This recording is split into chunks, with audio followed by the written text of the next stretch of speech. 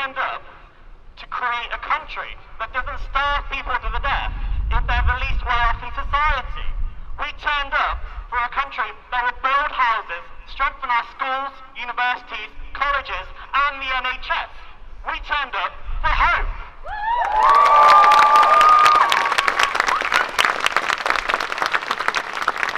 We've called this demo to tell people exactly what we've all voted for and what, when Labour win the next election, will create.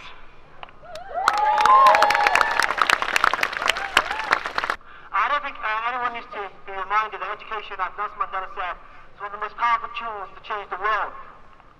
And this government knows that. And that's why they limit education to be for the very few and not for the many. That's why they're okay with children sitting in their classrooms hungry. That's why they're okay with working class students going to university being saddled in astronomical amounts of debt, while the Italians can go there for absolutely free because it means nothing to them to pay £9,000 a year. I've worked in a school and I've seen it for myself. I've seen teachers having to pay from their own pockets pens and pencils and food for students to come in the morning. It's not rhetoric, it's a reality when we talk about students being hungry. It's a reality when we talk about students being missed out. And this government has absolutely no solutions. When they talk about grammar schools, when they talk about 6.8p for a free breakfast of cornflakes for a child, when Ian Duncan-Smith spends £39 of taxpayers' money for his own breakfast and he only got 6.8p for a child. It's absolutely ridiculous.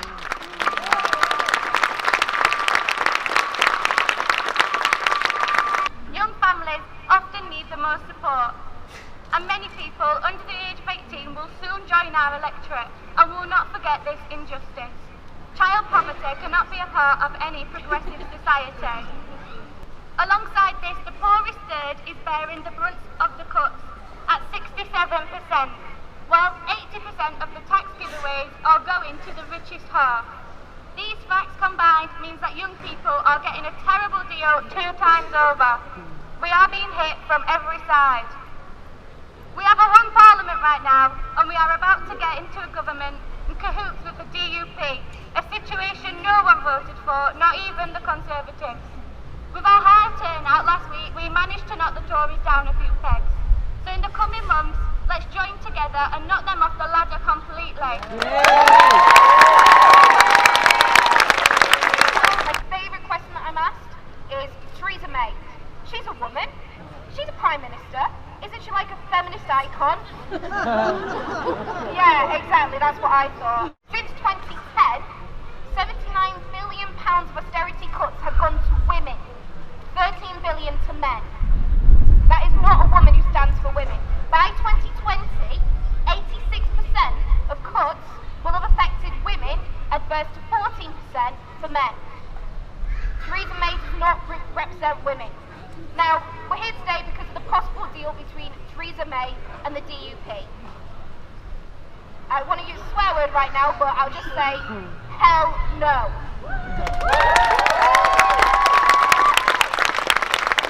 My name is Sabrina, and I'm from the Yemeni community.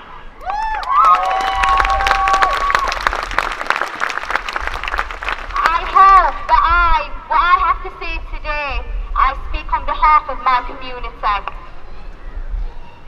I am a proud granddaughter of my granddad was the first generation to work in the steelworks in the 1960s.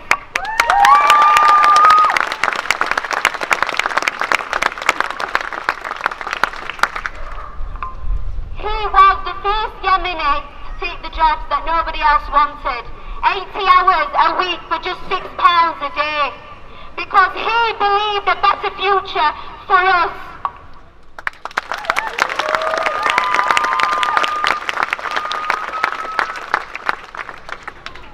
I'm going to be honest, guys, I am actually a first-time voter. I have never voted in my life.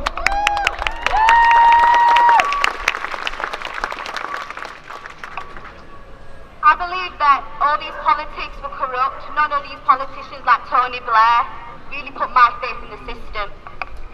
And for someone like me, my family qualities were You just made the best of every situation, regardless of what government you were under.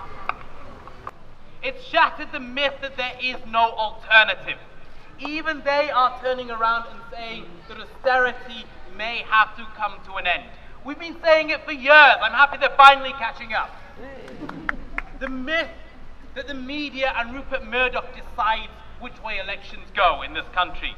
Well, no, it turns out that millions of people having conversations, sending messages to each other are more powerful than any number of billionaires with any number of newspapers. It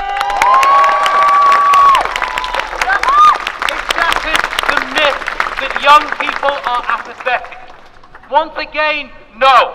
It is not that young people and old people and other people and everybody. And it turns out it isn't that our young people are apathetic, it's that they weren't given hope. They weren't given an option on the ballot paper that they could believe in. An option that promised them a future that they were part of creating. And I'm proud to say that we had that option, and millions of young people turned out because of it. We have seen Theresa May enabling the state-sanctioned abuse of women at Yarlswood Detention Centre. We have seen domestic violence services slashed under Tory austerity. We have seen a Tory MP attempting to filibuster a bill against violence against women and girls. We have seen mothers, as Sophie touched on, forced to fill out an 8-page form to declare that their third child was conceived due to rape in order to prevent their child tax credits being taken away from them.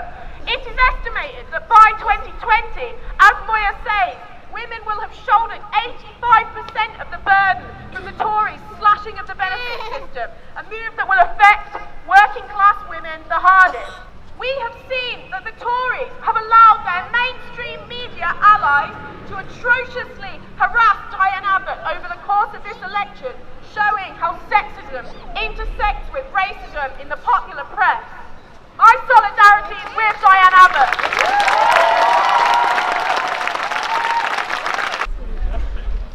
People of every class and creed voted Labour in this city. We voted for a country that works for everyone. We've got a city that will work for everyone. But only if we work together. The Tories will try and take the rights we fought hard to preserve. A right for a weekend, to fair pay for our work, to hours that let us lead a fulfilling life outside of work. To stop this, we have one option. Unionise, unionise, unionise.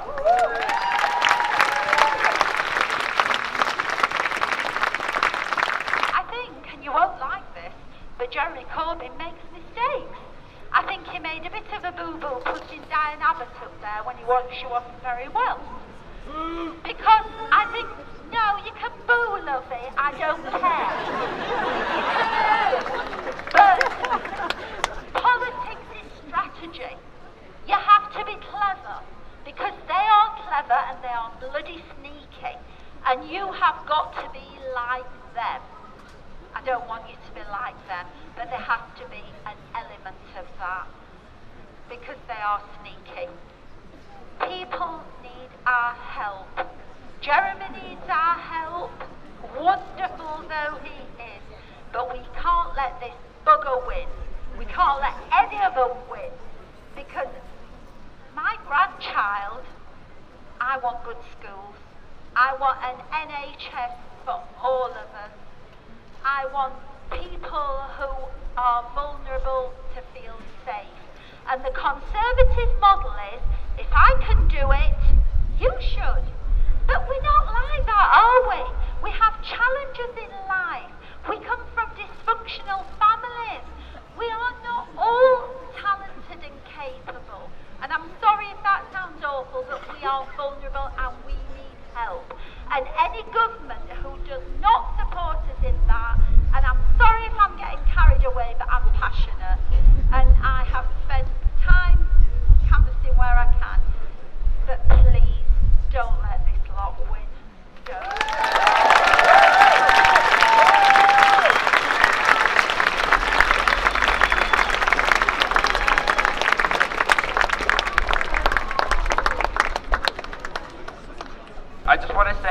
Northern Irish person, it's genuinely so great and heartwarming to see so many people finally throwing shade on the DUP and reacting with horror, concern and disgust. Although I should add that these criticisms would have been welcome decades ago, but better late than never.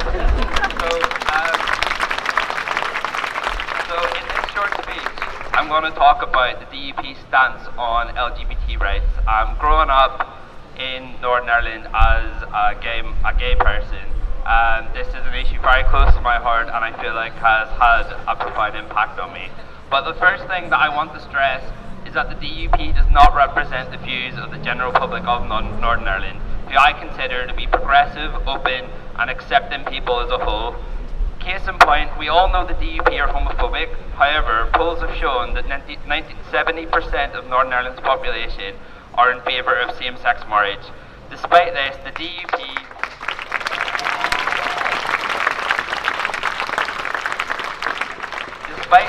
DUP have used their power in Northern Ireland to push their own extremist religious stances on LGBT issues, as well as other issues such as abortion, but that's already been well covered today. This is the party that from their very foundation has ran homophobic campaigns such as, and this is my favourite, the Save Ulster from Sodomy campaign in the 70s. These acts of hatred against the LGBT community have been well sustained, but now manifest themselves in the form of repressive legislation which attacks the rights of LGBT individuals. For example, in 2012, the DUP opposed letting gay men donate blood under any circumstances. In 2015, when Northern Ireland democratically voted to legalise same-sex marriage, the DUP vetoed this on the grounds of concern, and in 2014 they tried and thankfully failed to implement legislation allowing people to discriminate against LGBT people in shops, restaurants and hotels on the grounds of religious freedom. On top of this, a wide variety of DUP politicians have often used their platform to focalise the humanising and fascist scaremongering statements against LGBT people. For example, Aris Robinson in 2008 said on the radio that homosexuals are vile and the only thing more disgusting than child abuse. Jim Wells in 2015 during an election hustings also said that gay people should not be allowed to adopt on the grounds that they are more likely to abuse and neglect children. The party leader at the time, Peter Robinson, backed up these comments by saying that they are reflective of the views of the Almighty. In 2015, most of us were at an anti-austerity demo in London, and Corbyn had just been nominated leader of the party. And I remember most of us actually thinking, this guy is never going to get elected. Impossible. And we were wrong. The reason why we thought that, because we thought the Labour Party establishment, the oligarchs, the media mongrels, would never let such a principled man become anywhere near to power in this country. And I suppose we find ourselves in a really remarkable place, where in just a couple of months, we could elect a socialist and anti-apartheid activist to be the leader of this country. More so, we could elect a government which will abolish tuition fees, reinitiate maintenance grants, fund our schools, renationalise the railways, build social housing, fund our NHS, fund social care, protect our pensioners, bring back the NHS bursaries and adopt a foreign policy of upholding human rights and international law.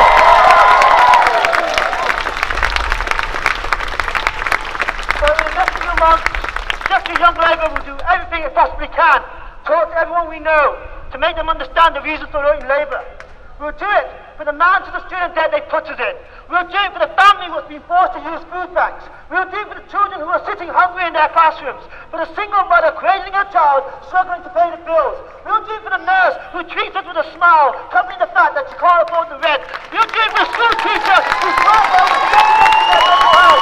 We'll do it for the junior doctor who's forced to a contract with no more, no safe. For the homeless people sleeping outside buildings that are empty. For the disabled people being forced into poverty with their allowance cuts. And for the refugee child gasping for air as he fights the depths of the Mediterranean Sea. We'll do it because we care, because we believe in a better world, and that world is worth fighting for.